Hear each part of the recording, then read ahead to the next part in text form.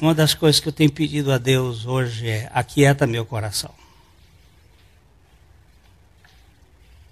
Aquieta meu coração. Eu estou lendo a Bíblia agora numa versão hebraica. Não é em hebraico, por favor. É numa versão hebraica. O Davi Sterne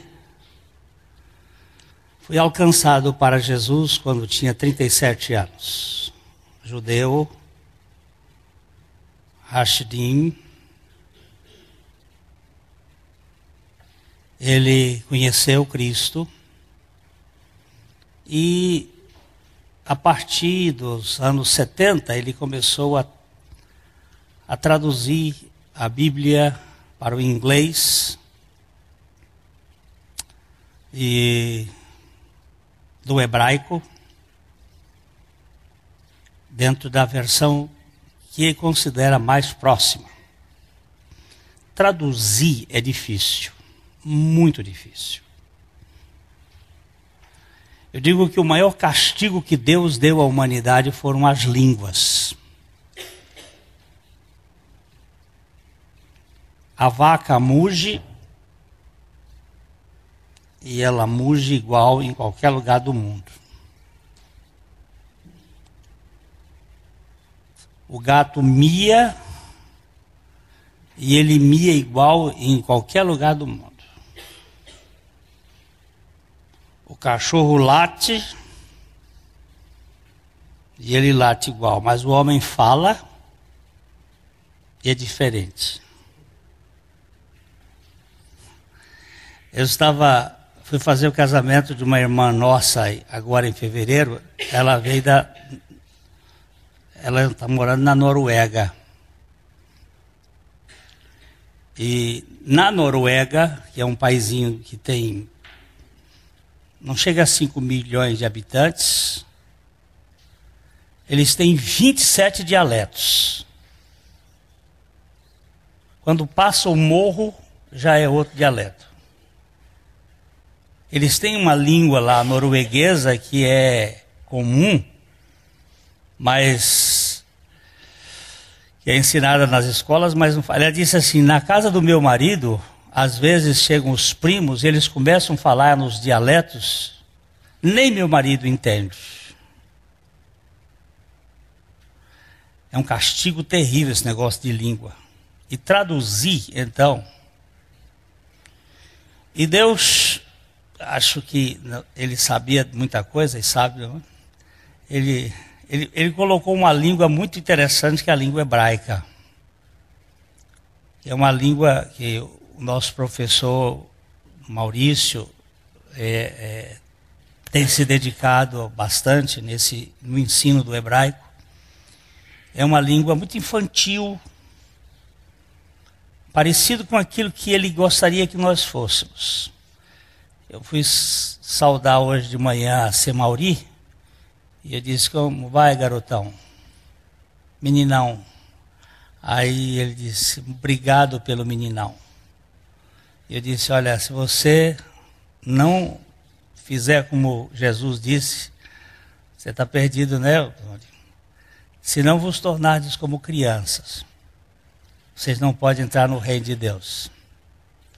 Ontem eu fui fazer um casamento de uma menina que é aqui da igreja, a Raquel, com o Demétrios.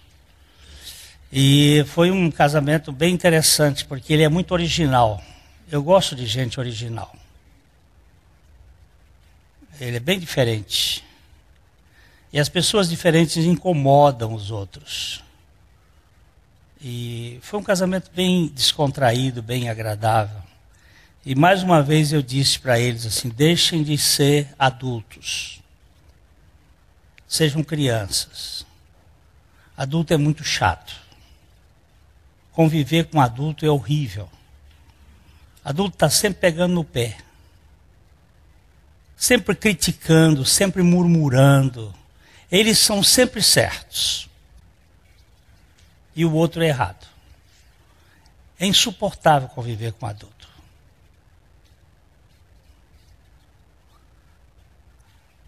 E havia uma pessoa lá que virou e disse assim: você salvou meu casamento hoje. Eu digo: Deus me livre. Se Jesus não salvar meu filho, você está perdido. Fui eu, estou perdido e você também. Ele disse: não, olha, eu estava sendo muito chato. Eu não sei como minha esposa consegue conviver comigo.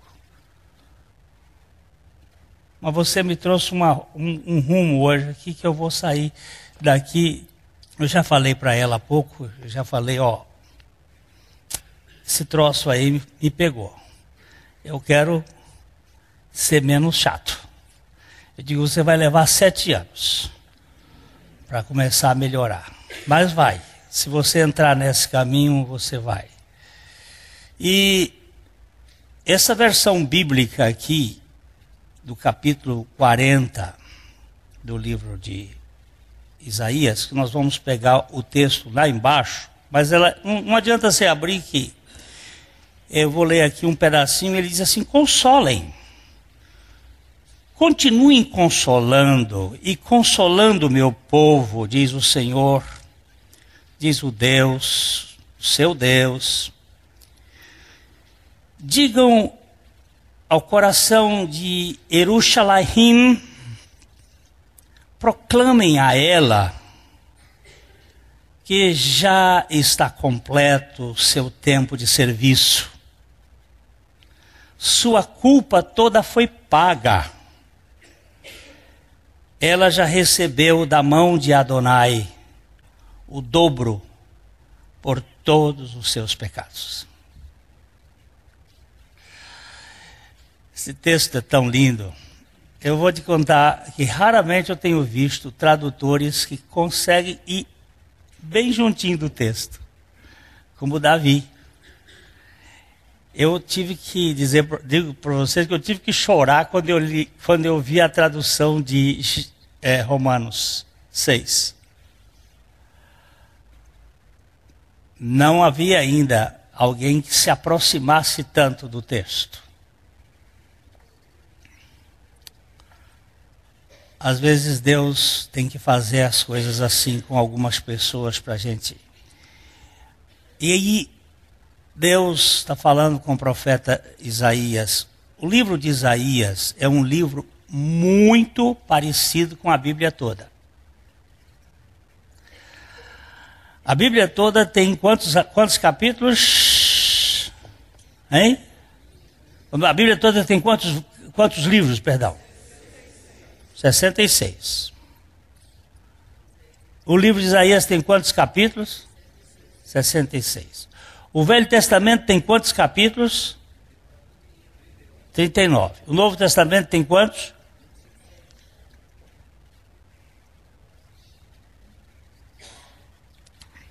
O livro de Isaías está bem assim dividido. Até o capítulo 39, ele está falando da história de Israel com uma realidade muito histórica. A partir do capítulo 40, ele introduz o servo sofredor. A história do servo sofredor. Quem é este servo sofredor? Quem é este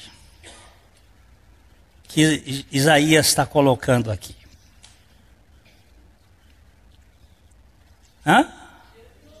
Jesus. Ele começa no capítulo 40 anunciando Jesus como o servo sofredor, aquele que viria para realizar uma obra para Israel. E ele começa dizendo isto: olha, diga para Jerusalém, diga para Jerusalém, que os pecados dela já foram pagos duplamente, que a culpa já está acabada. Ele começa falando da obra daquele que veio tirar o cabresto da cabeça. E então ele vai descrever o Criador do universo, que chama as estrelas pelo seu nome. uma a uma, e elas lhe obedecem. Mas quando ele chama o povo dele, o povo é pior do que jumento e boi. Ele escreveu lá no capítulo 1. Ele disse: o boi conhece o seu dono, e o jumento o possuidor da sua manjedoura, mas o meu povo é rebelde e não quer me conhecer. Mas ele, depois de descrever tudo isso, ele fala de uma incansabilidade. E esta versão diz assim: você nunca ouviu? Você não sabe? O Deus eterno, o Adonai, todas as vezes que um judeu usa a palavra Adonai, quase todas as vezes, não todas as vezes, é para substituir a palavra Yahvé, que eles nem pronunciavam. É chamado de tetragrama sagrado. Tetra 4, porque ele é formado de 4 letras. Um judeu, quando escrevia o nome Yahvé com uma pena, aquela pena ia para o fogo. Era queimada. E na hora de pronunciar, eles substituíam a palavra, que é muito difícil de você dizer qual é a verdadeira pronúncia, não é, professor? Yahvé, Yehie, Jeová, muito difícil, ninguém sabe porque eles não pronunciavam. O nome, não tomarás o nome do teu Deus em vão, o nome aí, eles sabem como é que eles, para não fazer, eles chamam assim, já. Para não pronunciar o nome, você vai encontrar muito assim, já. Para não dizer o nome Jeová, Javé, Jové. Tamanha santidade. Aí ele substitui a palavra Adonai, que também é Senhor. E ele diz aqui, ó.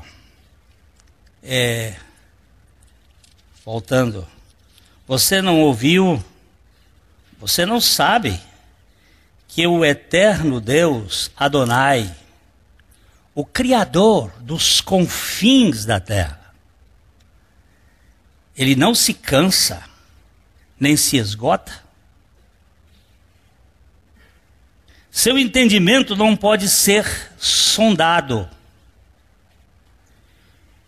Ele revigora os exaustos e dá força aos fracos. Os jovens podem se enfraquecer ou cansar.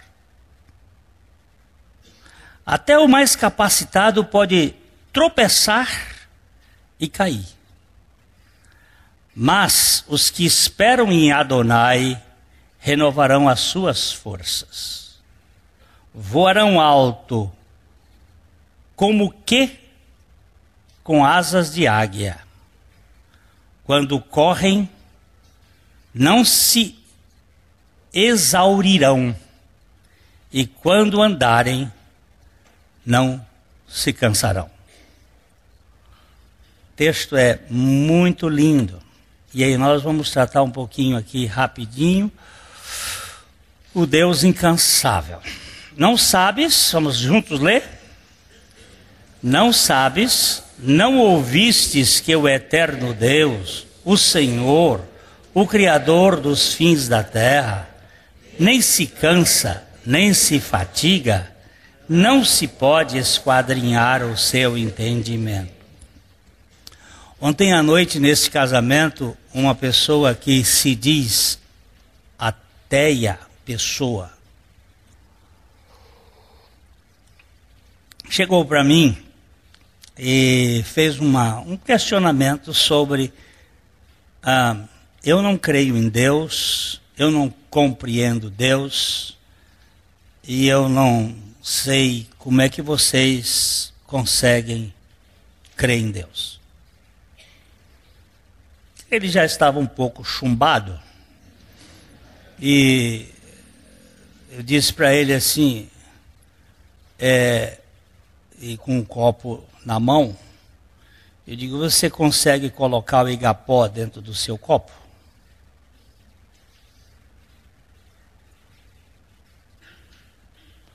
Ele olhou para mim e disse, acho que não. Acho que não. Você pode botar um pouco do Igapó dentro do seu copo, mas o Igapó, você quer botar Deus dentro da sua compreensão, cara? Você pode encher a cara desse líquido que passarinho não bebe e achar que você é o ilustre cidadão do universo, mas você não pode nem beber toda a água aguardente que está nessa festa, porque você não cabe dentro de você. Você quer que Deus caiba dentro da sua cabeça, que é coberta por um chapéu? Como é que eu poderia dizer que você é um presunçoso, um arrogante, um altivo? Disse, você já me disse tudo. Eu acho que eu estou ficando variado. Digo, faz muito tempo. Faz muito tempo. Não é só você que é variado, não sou eu que tento interpretar Deus. Quando Santo Agostinho ia andando, pensando como era a Trindade, quem é a Trindade, como funciona a Trindade, que ele ia andando e de repente ele viu um menino apanhando água do mar e jogando dentro de um buraco. O menino estava brincando. Ele tinha uma vasilha, ele enchia a vasilha de água e botava dentro do buraco que ele tinha cavado na praia. E quando ele terminava de brincar um pouquinho, já a água tinha sido consumida, a areia chupava a água. E aí o menino corria lá, enchia o vaso de novo e tornava a botar, brincava um pouquinho e secava. Aí o Agostinho chegou perto, ficou examinando o menino e disse, o que você está fazendo, meu filho? Ele disse, eu estou botando o mar dentro desse buraco. Aí ele agradeceu o menino e disse assim, eu também, Senhor, estou tentando colocar a Trindade dentro da minha cabeça. É impossível. Por definição, Deus não precisa de coisa alguma. Ele não carece de nada. Ele não precisa de algo. Se ele precisasse de algo, seria um ser necessitado, em que faltava alguma coisa. Porém, na Bíblia, ele se manifesta por sua azeidade, isto é, um ser que se basta a si mesmo. Deus não precisava criar nada do que existe para se realizar. Deus não precisa de realização. Ele é. Ele não requer qualquer realização. O Deus coletivo revelado em seu nome Elohim, um plural majestático e mais abrangente do que um aumento quantitativo, é a realeza real, realizada realmente por sua natureza divina. Quando eu estou na presença da rainha da Inglaterra, eu não posso me referir a ela como Dona Elizabeth. Se eu fizer isto, o cerimonial da rainha vai me tirar da presença dela. Eu posso me dirigir a ela como Vossa Majestade, Vossa Alteza. E se eu repetir mais de 2 vezes o mesmo tratamento, eu também sou retirado.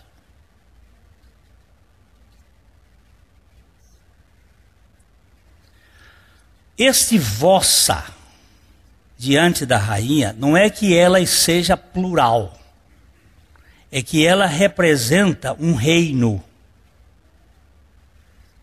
E essa forma majestática de dizer representa a homenagem que você dá diante de uma pessoa que é a rainha.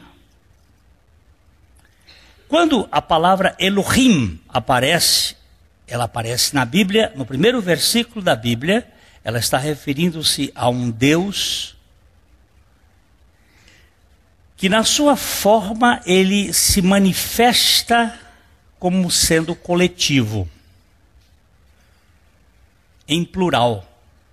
Mas mais do que o plural de um copo, dois copos, três copos, é um plural que representa a grandeza de Deus. A Trindade se satisfaz a si mesma. Nela não há carência em seu íntimo, nem solidão em seus relacionamentos. Além do que, só o Deus triuno, todo suficiente, é capaz de satisfazer a carência de todos os carentes. Eu estou com um aparelho aqui de iPad, que eu tenho que colocar energia nele frequentemente, porque ele não tem autoenergia, e de vez em quando ele morre. Se ele não receber Itaipu aqui, ele morre. Ou Furnas, que na verdade o Paraná não é abastecido por Itaipu, mas por Furnas. Eu tenho que botar Furnas toda semana, ou aliás, de 2 em 2 dias, ou de 3 em 3 dias, para que ele funcione. Porque a energia dele consome. A criatura, por mais competente que ela seja, a criatura e é finita, e não tem, a energia dele vai sendo consumida. Agora, Deus, ele não perde energia.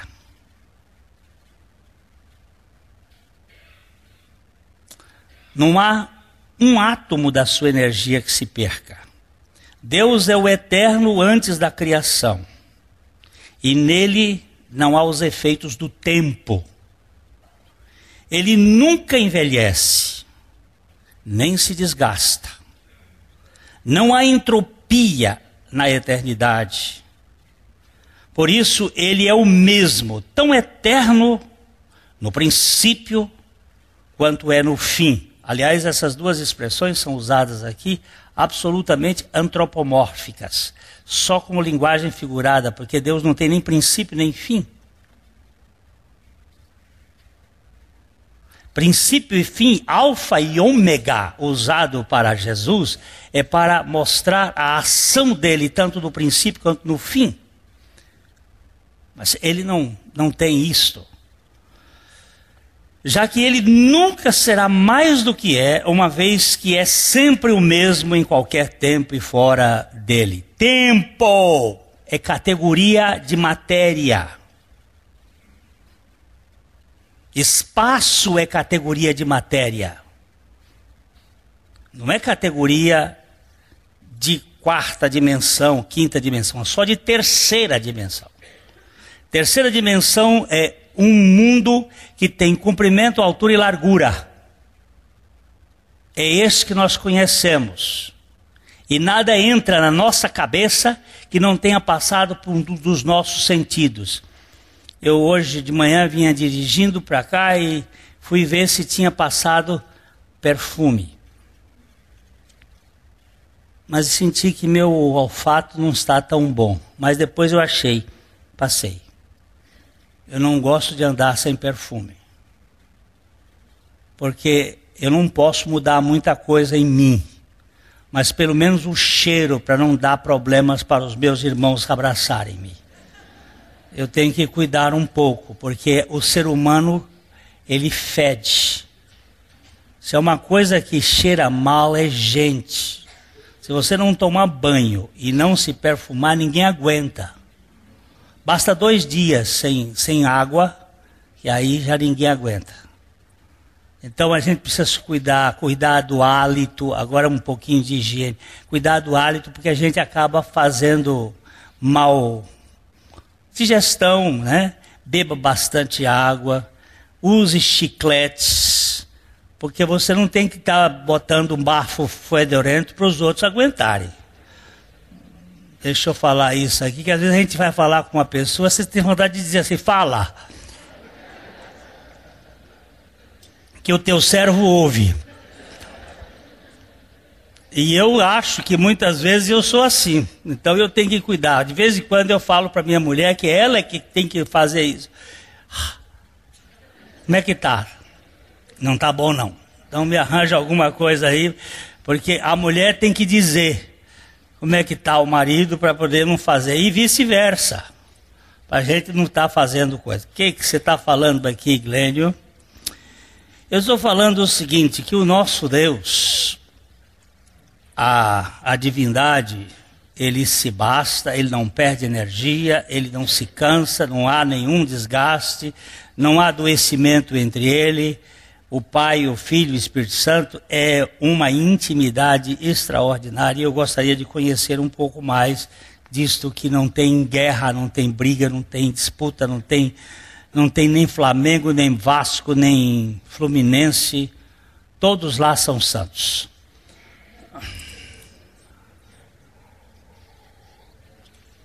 Disse alguma bobagem? Para a divindade não há passado nem futuro. Há um presente permanente, contínuo. Um tempo que não tem tempo, nem compasso, nem cronômetro, nem espaço. Deus não se cansa, jamais se fatiga. Ele nunca perde energia do seu ser. Depois de ter criado o universo, Deus continua o mesmo. Sem exclusão de um átomo sequer de energia do seu ser divino.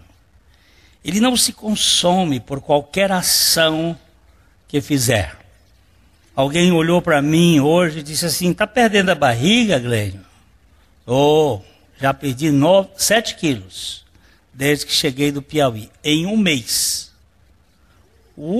Que beleza! O que foi que foi?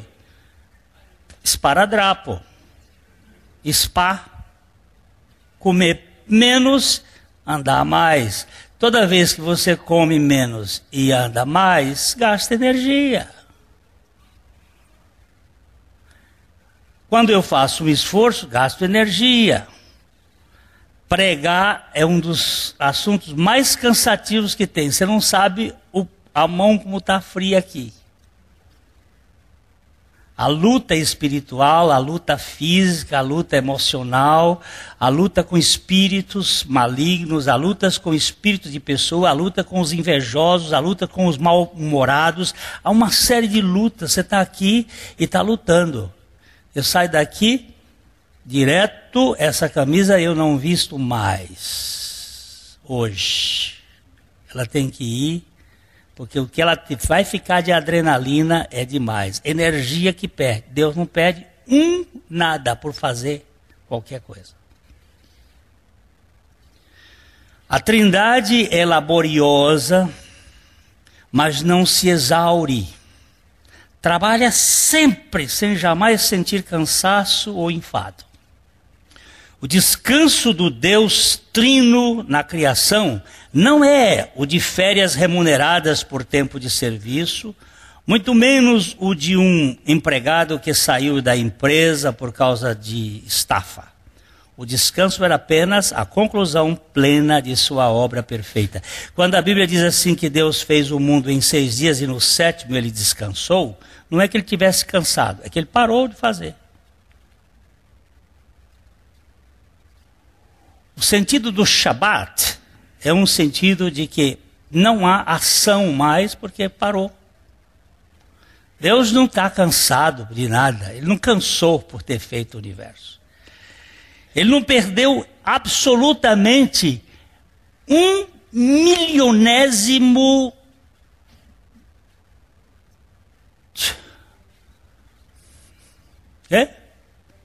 da energia.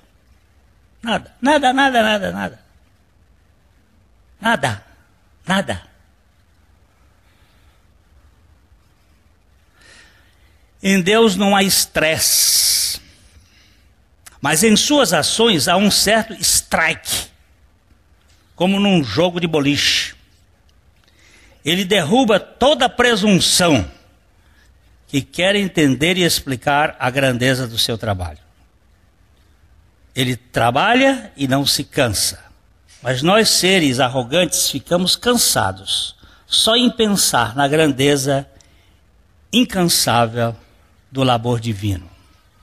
O meu filho, ele é matemático, lógico. E a luta dele é por entender Deus no infinito, a começar com 7 anos. Eu cheguei em casa, a mãe disse assim, bem, o Léo está em crise, chorando no quarto.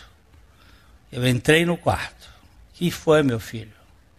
Ele em prantos, não é chorinho, não é em prantos. Pai, eu não entendo Deus. E agora?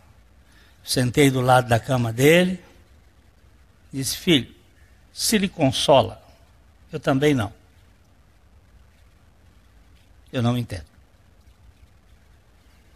Mas de lá para cá essa luta vem se mantendo. E só recentemente eu ouvi um piá do roxinol na noite escura.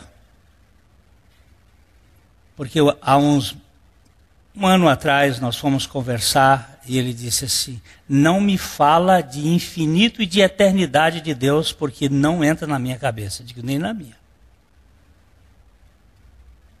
E ele disse, eu fico pirado quando eu começo a pensar nisso.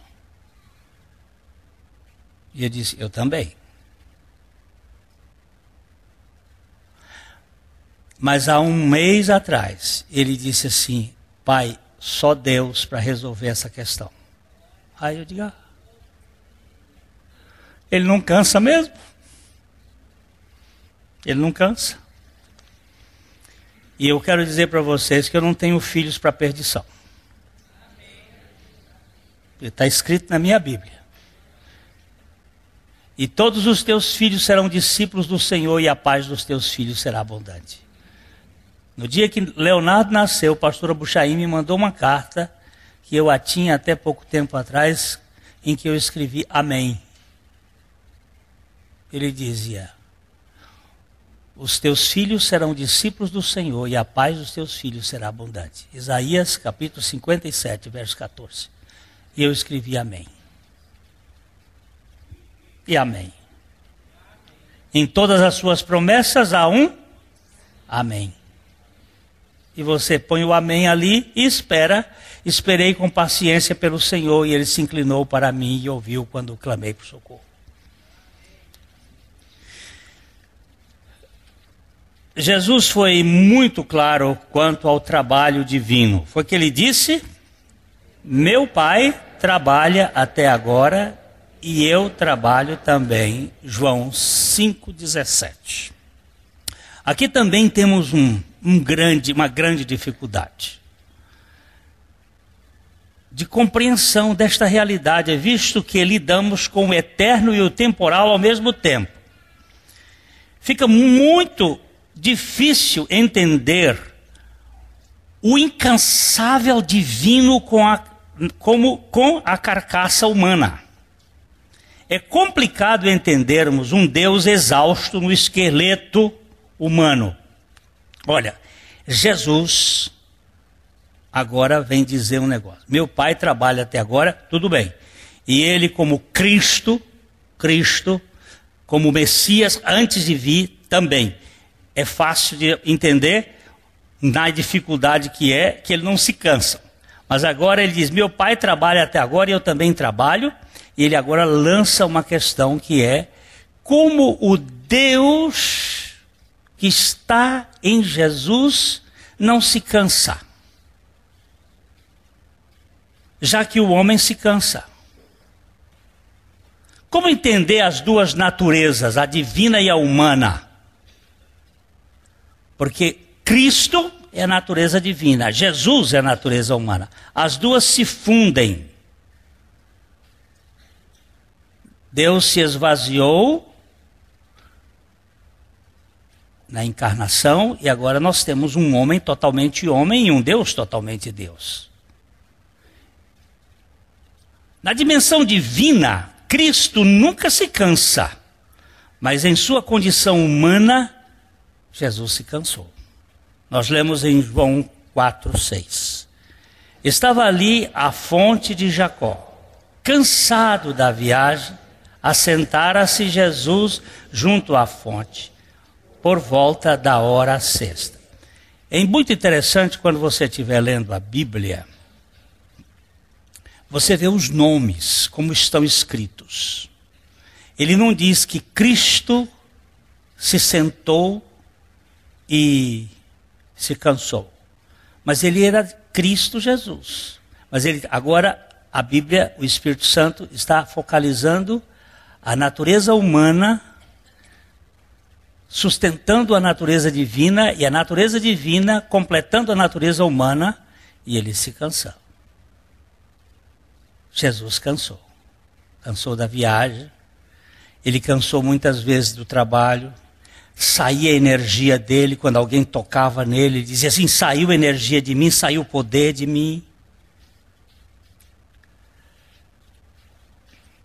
Com certeza aqui reside o mistério da redenção. O Verbo encarnado se cansou. O Deus que nunca se cansa acaba fatigado pela sua natureza humana.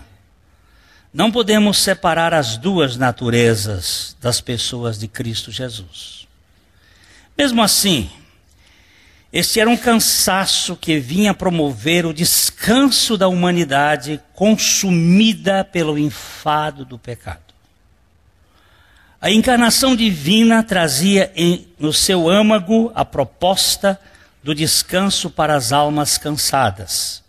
Jesus se cansou para nos conduzir ao descanso da sua graça plena, através de nossa morte e ressurreição com Ele. O cansaço maior não é nem o cansaço do trabalho na vida das pessoas, é o cansaço do estresse, da preocupação. Não é, de fato, não é o trabalho que cansa. O que cansa é a nossa preocupação com o fracasso e a nossa necessidade com o êxito. Isso é que dá cansaço. Mas o labor diário, lógico que perde energia, mas não é esse cansaço que eu estou falando aqui, é esse estresse que às vezes está. Ontem nós conversávamos com uma pessoa que nós tivemos a oportunidade de falar com várias pessoas ali, e eu bati um bom papo com o Paulo, filho do pastor Sabatini Lali, que eu não via há muito tempo, e nós estávamos vendo, e ele estava me contando sobre estudos que foram feitos, sobre o estresse das pessoas, e que uma das coisas que acontece é, você fica com a expectativa daquilo dar certo e não dar certo, ou daquilo não dar certo e dar certo, então aquelas expectativas acabam roubando energia de você, tirando. Ele falou sobre o problema do endividamento, que foi muito interessante, do cartão de crédito, que as pessoas, porque quando você vai comprar um objeto que você paga com dinheiro, você chega, uma camisa lá no Anderson, você me vende uma camisa, e ele me dá a camisa, quanto custa? R$60. Eu tiro do bolso R$60 e entrego para ele, e ele me dá a camisa de volta. Eu senti uma perda e tive um ganho.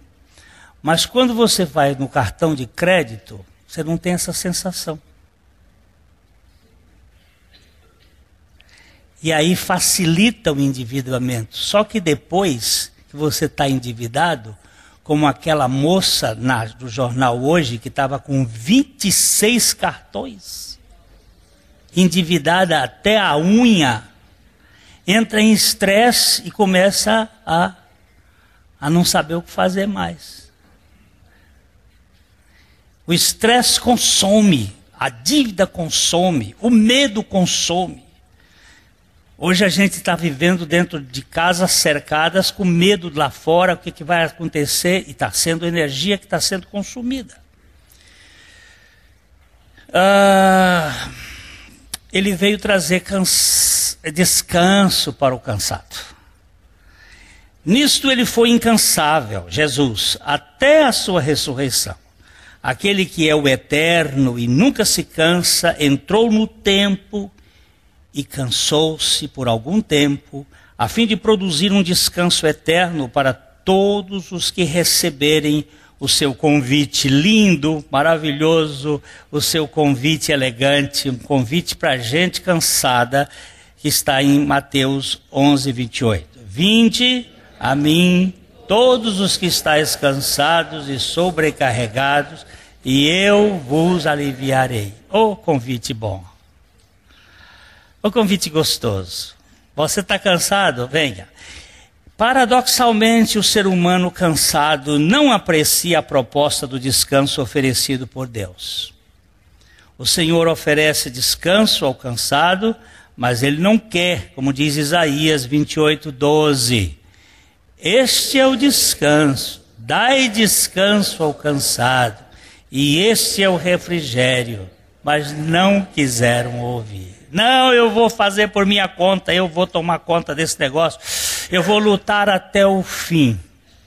Nós estamos estudando com os homens um livro, A Vida que Vence, do Watchman Nee, e uma das coisas que ele diz com muita propriedade é que Deus vai financiar o nosso fracasso até que nós cheguemos ao fim das nossas forças e possamos dizer, Senhor, para mim não tem mais jeito. Ele diz, então agora eu vou fazer.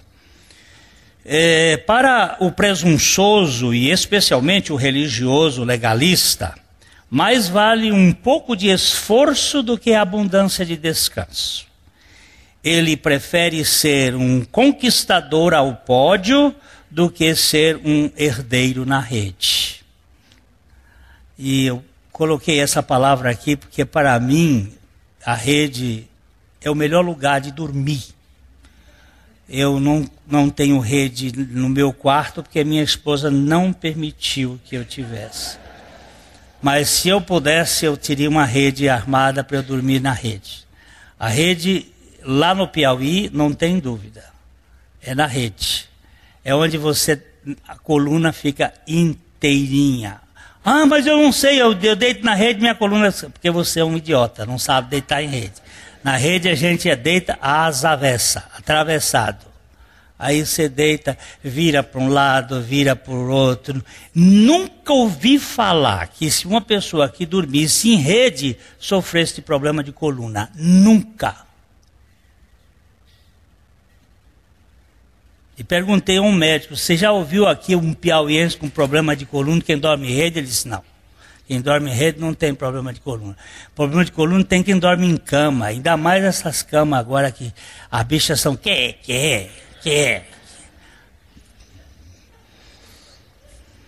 Eu quero a tua rede, Senhor.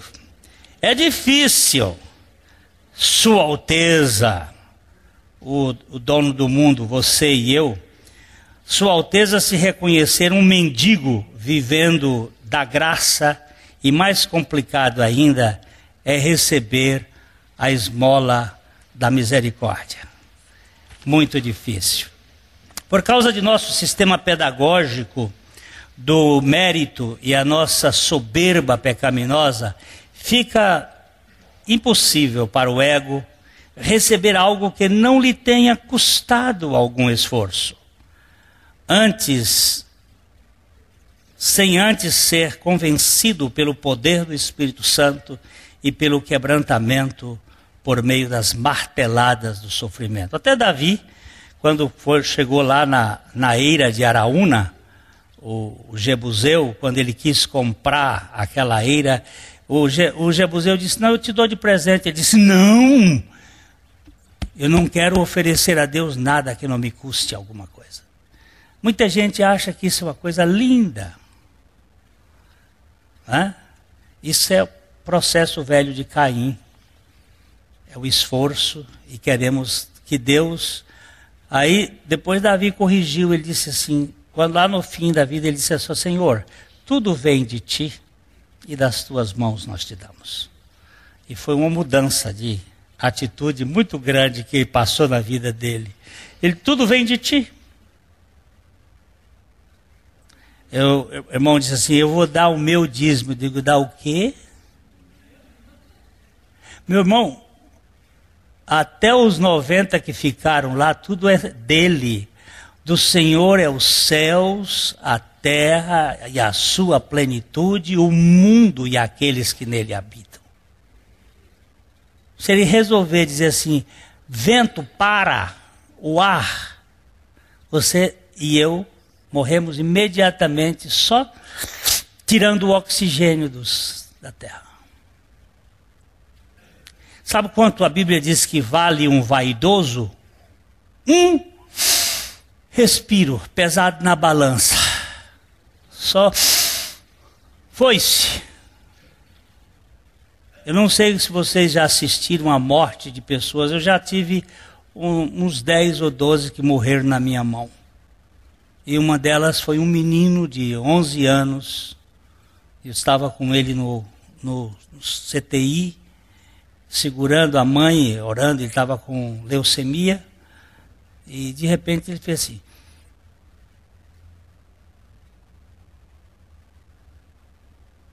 Eu disse para a mãe, ele partiu. Não! Partiu. Não tem mais. Nem fez. Ele só foi ao ar e não voltou mais. É o peso de uma pessoa. Do ponto de vista espiritual, o ser humano é avesso a tudo que é rigorosamente gracioso.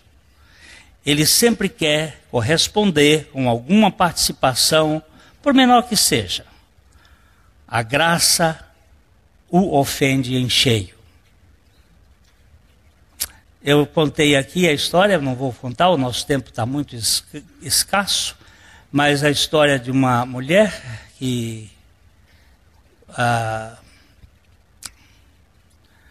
ela é uma médica e uma menina fez uma oração para Deus mandar uma bolsa de água quente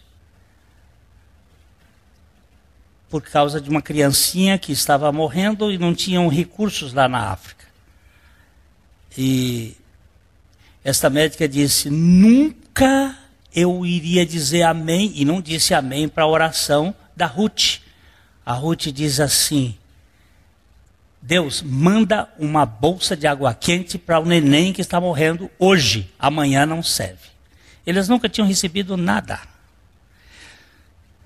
De tarde chegou o correio com uma caixa de 10 quilos e ela chamou as crianças do orfanato para ver e começou a mexer. E quando ela meteu a mão lá embaixo, estava a bolsa.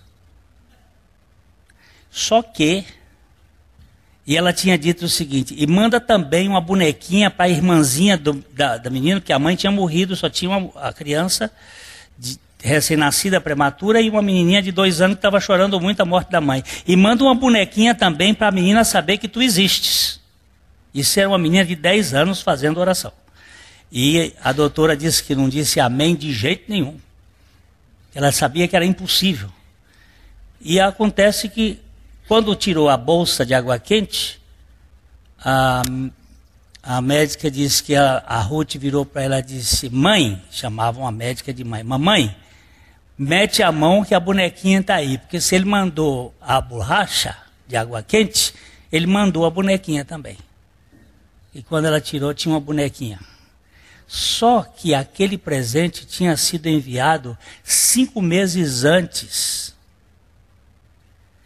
Não foi a oração da menina que moveu Deus, foi Deus que moveu a oração da menina. Para de besteira, que não somos nós que conquistamos Deus, é Deus que nos conquista. Ele é que me leva a orar. Depois você vai ver lá no profeta Isaías 64, que ele diz assim, Antes que falasseis, eu já tinha ouvido vocês. Antes que me pedisseis, eu já tinha respondido a vocês. Idiota. Tem uma turma aí na televisão fazendo do povo uns idiotas. E até gente que fica financiando esse troço. Vocês financiam porque vocês são os idiotas igual a mim. Um morto espiritual não tem nada espiritual para poder contribuir para a sua vida espiritual, pois está morto. Está morto espiritual. Eu vou pregar um evangelho para um morto espiritual. Ele está morto espiritual. Ele não tem nada para oferecer espiritualmente falando para a sua vida espiritual. Um defunto, fisicamente falando, só evolui em sua podridão. E um morto espiritual vivendo em pecado cresce apenas em sua incredulidade pecaminosa e em suas dúvidas. Eu me lembro, pastor Abuchaim, contando que lá no estado de Minas, uma mulher, o marido dela morreu, e ele era prefeito da cidade, e era uma pessoa muito importante, e ela não queria que enterrasse o cara. Não era prefeito, ele era amigo do prefeito, era isso. Ele era um homem importante da cidade. Morreu, e ela ficou agarrada com o cadáver lá, e chorava, e na hora de enterrar, ela fez aquele pampeiro e o prefeito disse, deixa que a comadre vai se convencer. Não demora muito não, vamos deixar, tá? Espera um pouco mais. Aí ficou mais um dia, à noite, ela agarrada lá com o defunto. Quando foi no outro dia começou a feder. Aí a comadre chegou para o compadre e disse, pode enterrar. Evoluiu. Morto só evolui nisso. E incrédulo só evolui em incredulidade. Não adianta você tentar querer convencer. Se não aconteceu o milagre, não adianta. Agora, o milagre acontece com duas razões. Deus age pela sua palavra e o Espírito Santo convence. E você pode ser um instrumento que ele vai usar para fazer isso. Você e eu. Porque se ele usou uma jumenta para convencer um profeta burro, ele pode usar um jegue para fazer um trabalho qualquer. Para com bobagens, porque isso aí é coisa da carne. Ninguém pode viver neste mundo se primeiro não for gerado fisicamente, vindo depois a nascer. Ninguém pode nascer espiritualmente se antes não for vivificado pelo poder do Espírito Santo através da semente divina ou esperma espiritual que é a palavra de Deus. Pregue a palavra, anuncie a Jesus Cristo, pregue o Evangelho, a morte e a ressurreição de Cristo, nossa morte e ressurreição com Cristo. O ser humano natural não busca Deus. Naturalmente, ele é um fugitivo de Deus e amante exclusivo de si mesmo. Ele só foge. Mas Deus vai atrás dele. Ele não se cansa. O pecado tornou o gênero adâmico inimigo de Deus, criando ele mesmo os seus deuses à sua imagem e semelhança. Aqueles que foram criados à imagem e semelhança do próprio Criador, agora criam os seus deusezinhos à imagem da sua criação decaída. Nós fazemos os nossos deuses conforme nós entendemos. Assim, a religião criada pela criatura, fraturada pela queda, acaba faturando um saldo positivo aos seus olhos e criando um sistema de aceitação pelo desempenho. Na realidade, o que tem valor é a conduta movida à justiça própria. Ontem foi tão bom, foi um dia que Deus deu-me a oportunidade de falar com mais de 20 pessoas sobre o Evangelho, além da pregação. Por que você faz casamento? Porque tem sido um celeiro de ganhar vidas para Jesus. E eu tenho essa oportunidade de pregar o Evangelho. Mas uma senhora que estava sentada à mesa conosco, muito preciosa, muito querida, disse assim, quando eu me converti, eu digo, quando foi isto? Quando eu me converti, mas quando foi que você se converteu?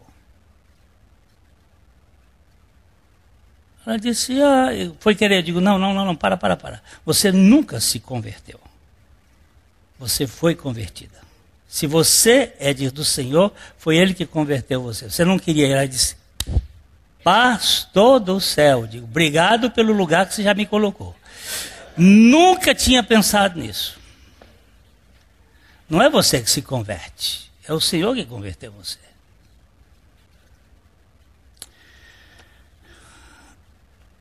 Já vimos que Deus, sendo Deus, não pode se cansar. Ele não se desgasta, nem perde energia alguma. Mas o que me assusta em tudo isso é a incansável persistência de Deus em buscar um fugitivo que não lhe quer de modo nenhum.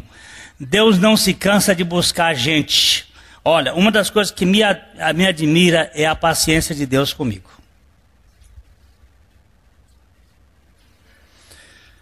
Sou rebelde, sou repetitivo nos mesmos erros, repito. Se eu tivesse a paciência de Deus para criar meus filhos, como eles seriam diferentes. E Deus não se cansa de me buscar. E Ele não tem um caderninho lá, escrito assim, ontem você fez isso, hoje você fez isso. Sabe por quê? Ele diz lá assim, a culpa de vocês já foi paga 2 vezes. Eu não tenho nada para cobrar de vocês. Isso aí é justiça própria, viu, queridinho? Pastor, aquele meu marido precisa ver o que ele me fez. Você já viu o que Jesus fez para você? Não, pastor, uma coisa, outra coisa. Não, senhora. Não tem isso não. Não tem isso não. Isso é uma mulher magoada contando para mim a vingança que ela queria que o marido sofresse. Ela queria que as formigas jequitaia pegassem ele e dessem uma sova. Já vimos que Deus... vemos como Deus fala do seu povo Israel em Oséias 11:2. Quanto mais eu os chamava, tanto mais iam-se da minha presença. Sacrificavam a Baalins e queimavam incenso às imagens de escultura. Deixa eu fazer uma versão atualizada. Quanto mais eu os chamava, mais eles assistiam às novelas da Globo, mais iam assistir os jogos do Campeonato Brasileiro, mais iam para o cinema. E não me querem, porque estes são os ídolos da modernidade.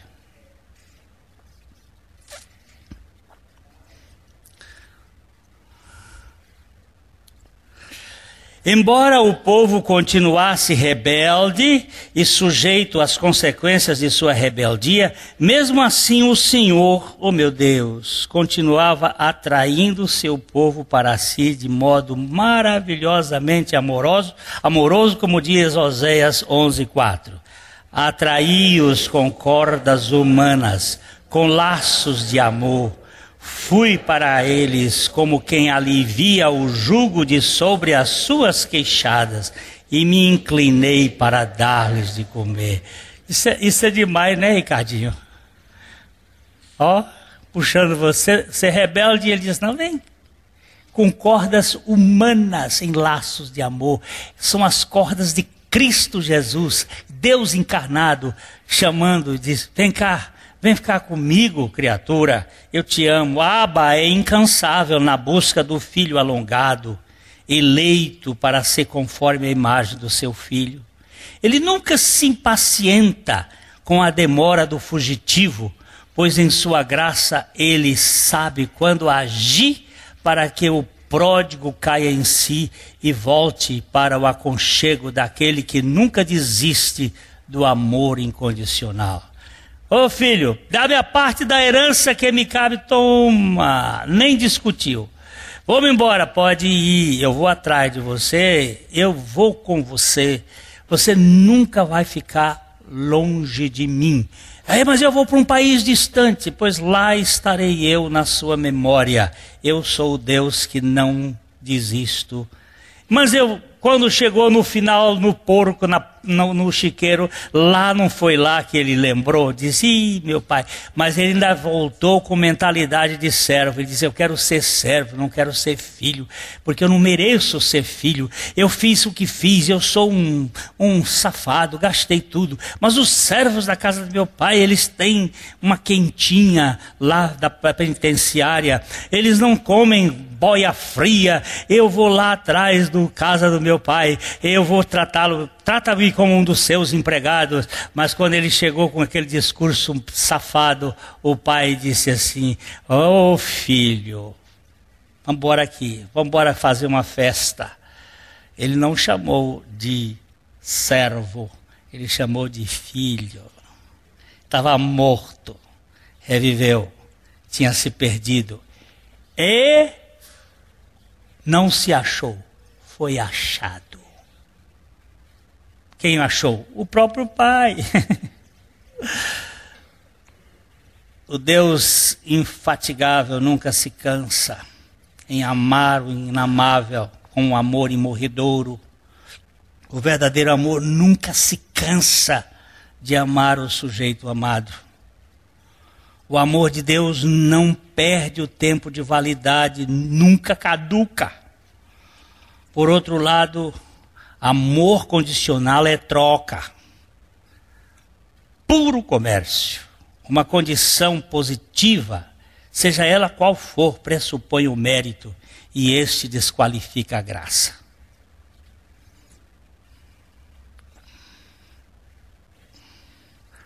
Eu não vou contar nos detalhes, mas um pastor lá em Goiânia agora contando que um homem chegou no hospital todo sujo. Não vou usar a expressão que ele usou aqui, porque não fica elegante, mas todo breado, assim. Agora vocês ponham a palavra de cima embaixo. Os dois filhos não queriam pegar a criatura que certamente os limpou quando eles estavam naquela condição, quando meninos, não queriam pegar porque ele... E quem pega? E aquele pastor diz que esse é um dos problemas mais sérios da vida dele, porque ele não suporta fazer nem exame de fezes, porque ele não consegue pegar. E agora ele disse, estou diante deste quadro, Senhor, dá-me força e tapa meu nariz. E grudou o homem, mas quando grudou nele também, né? E lá foi.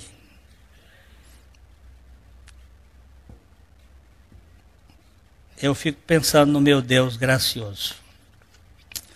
Qualquer valor pessoal, por mais insignificante que seja, invalida a obra da graça de Deus, manifesta em Cristo Jesus. Sendo assim, o Deus da graça financia graciosamente a humilhação do arrogante, para que pela graça o quebrantado receba a suficiência de Cristo como única forma de sua, Senhor Jesus, de sua aceitação pelo próprio Deus. Eu sempre lembro deste homem, rapidinho, quando ele veio aqui dizendo assim, Lênio, minha filha comeu o prato, a sobremesa, antes do prato principal. Eu andei caçando aqui, isso já faz mais de quase 30 anos, eu andei caçando aqui um pastor, um padre, para fazer o casamento da minha filha, e ninguém quer fazer. E me indicaram você. E eu vim aqui contratar os seus serviços. Eu disse, olha, eu também não faço casamento. Como assim? Não. Eu já vi um casamento que você fez? Não, eu não fiz casamento.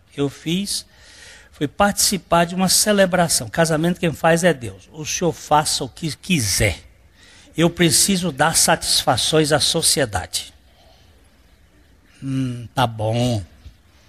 Aí fui tentar falar do evangelho para aquele homem. Ele pegou as 5 pedras que Davi colheu lá naquele, jogou tudo de uma vez na minha cara, derrubando qualquer presunção gigantesca que eu tivesse de pregar o evangelho. E disse assim: eu vim aqui para lhe contratar, se você quiser aceitar, aceite, se não quiser, muito obrigado. Eu digo, eu vou ter oportunidade de pregar o evangelho para esse homem lá no casamento. O contrato está feito. E quanto custa o seu trabalho? Eu digo, o senhor não tem dinheiro para pagar esse negócio. O que o senhor quer dizer com isso? Eu estou falando para um homem milionário. Eu digo, não, o dinheiro que foi pago por isso aqui, o preço que foi pago por isso, por essa coisa, é um preço de sangue eterno, que não tem correspondência. E aí fui tocar no evangelho de novo, e ele disse, eu já disse para o senhor, eu sou ateu, não creio em Deus, não creio em Jesus, e assunto encerrado. Eu digo, tá bom. Mas eu quero saber quanto eu te devo. Eu digo, não deve nada, ele já pagou tudo. Mas o senhor anota aí no dia tal, nós estávamos lá no Clube Canadá. E estava tudo pronto para dar satisfações à sociedade. E aí nós pregamos o evangelho naquele dia. E foi a mensagem um pouquinho mais longa que eu preguei em casamento. Que normalmente é 20 minutos, essa foi 30. Porque eu tinha que botar o evangelho. Sentamos lá, Carmita e eu. Terminada, depois de um certo tempo, ele chegou para mim e disse, o povo gostou muito. Muito bem. Mas eu queria saber, eu tenho uma dívida com o senhor, eu quero pagar. Eu digo, nós já combinamos isso lá no gabinete, o senhor se lembra? Que essa dívida o senhor não tinha dinheiro para pagar, você está zombando de mim? Eu digo, não, eu estou dizendo que já foi pago. E o Senhor Jesus, ele disse, o senhor já falou demais hoje. E nós estamos aqui. 2 anos e meio depois, a esposa dele, a Fernanda, me liga, ela hoje... De vez em quando ela está aqui conosco, ela me liga e diz assim, Glênio, meu marido está em estado terminal, na Santa Casa. Você pode vir fazer uma visita porque ele pediu. Lá fui eu. Cheguei lá, estava ele deitado, todo entubado, e eu disse, você me fez correr 2 vezes, mas hoje você vai ter que me escutar. Peguei a cadeira, sentei, e aí mostrei o evangelho. Quando eu falei, eu digo, você é um arrogante que precisava disso aqui para você poder chegar ao ponto que Deus te quer. Que Deus não vai perder você nem a pau. Nem a pau. Você foi comprado com sangue. Aí o bichão rolava lágrimas assim. E foi uma hora que ele disse assim, eu recebo. Eu digo, tá bom.